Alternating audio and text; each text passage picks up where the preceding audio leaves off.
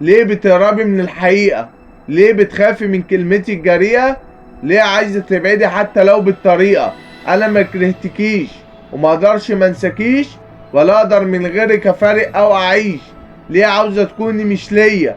ليه عايزاني اتعذب في الدنيا دي ودايما قاسية وتقولي مفيش حد بيصعب عليا؟ ليه بتحبي الشر وبتكرهي جميع البشر وعايزاني ابقى الضحية وانت تكوني بطلة التمثيلية؟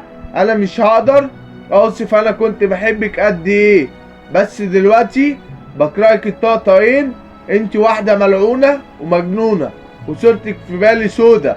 انت اخطر من مثلث برمودا وصوتك زي فحيح التعبيد، وكتاب حبنا اتقفل ومش هفتحه تاني حتى لو بعد سنين. انت بجد اكتر واحدة شاطرة في التمثيل، عملت دور الخاينة والأنانية بس على كبير. يا اكتر مشكلة ملهاش اي تفسير ولا حتى تحليل.